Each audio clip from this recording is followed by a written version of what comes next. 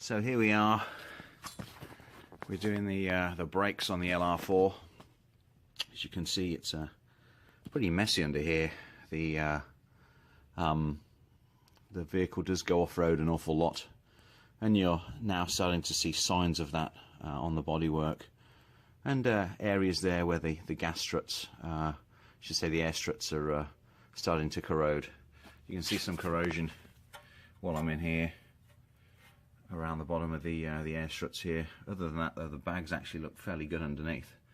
All of the rubbers around here, boots look all pretty good.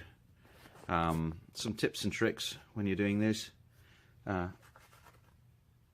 Make sure you know the orientation of these little spring clips.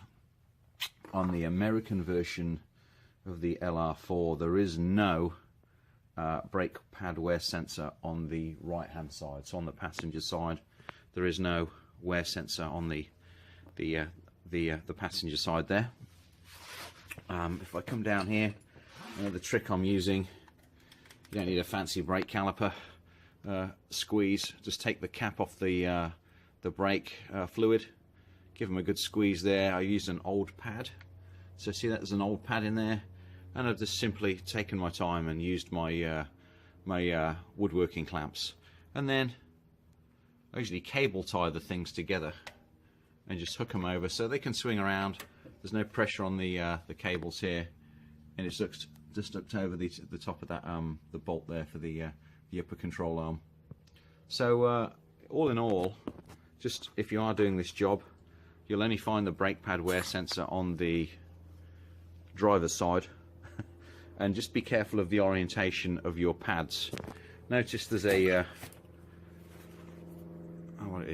Notice there's a piece on the top of the pad that orientates a specific way around. So this can only go in one side. You can't turn it around this way or that way. It has to come out the way it goes in. So on the passenger side, this knob here is sticking out on the top. On the other side, driver's side, it'll be a different way around. Other than that, take your time with these. These bolts here go into the back of the carriage, so they screw into there. Be careful and be warned, that blue Loctite is actually quite strong, so you'll have to crank on it a little bit, take your time and break it free. And I was simply using I couldn't find my 17mm spanner, so I was actually using an 11/16 to slot in top of there, so I can actually undo the bolt to stop this from spinning. Otherwise it just spins on itself and you'll end up breaking this little boot here. So down, same on the bottom. Make sure you put a spanner on there, and then your ratchet can go on the back. And the kit itself does come with extra ones of these. Where are they? Hopefully they're in here. So there you are, there's the extra new bolts in there. Other than that, fairly easy to do. Just a bit of a pain in the arse. Couldn't get my wheel off. And tell you the other thing which I really hate, Land Rover if you're listening. These wheel nuts are a pain in the ass. They are crap by any stretch of the means. And I'll tell you why. This is a stupid kind of a cover, just to make it look nice and shiny. It's a load of shit. And I'll tell you why. They get stuck in your air ratchet. And I've lost one. Where did it go? There it is.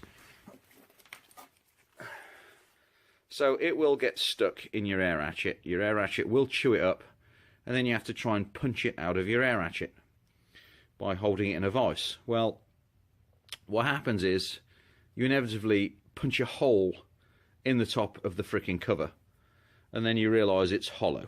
Yes. So now what's going to happen is, if I don't replace this, water's going to get inside here, and make the wheel studs even rustier than they already are. So I'm not very happy about it. So I'm going to have to buy some new wheel nuts. These things are a crock of shit. Are you listening, Land Rover? A crock of shit. So you should think about replacing these things with actually solid wheel nuts. and be done with this crap that you call a wheel nut. Because honestly, let me delete that out. I'm going to chuck this in the effing bin, okay? It is a load of shit. These things, shit. Land Rover, get rid of them. Enough said on that. I've got to buy new wheel nuts. Other than that, everything else looks in normal condition under here for the amount of crap this vehicle goes through. Well, I can't really see the control arms. The lower control arms look fine. Getting a lot of shit inside the frame here. Other than that, this car is pretty much unstoppable off-road. And it's looking like a 9-year-old car. It is. I mean, it's a 2010, so it's 9 years old right now. So, you know, it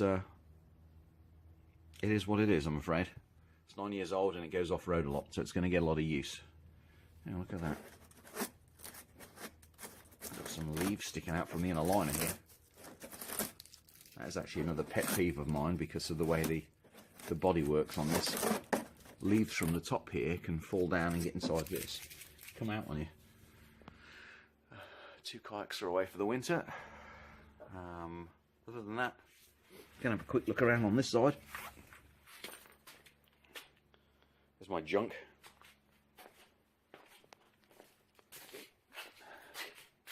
And then what you do want to do is, while you're squeezing those brakes in, just loosen up the cap here in your brake fluid reservoir. This is kind of cool.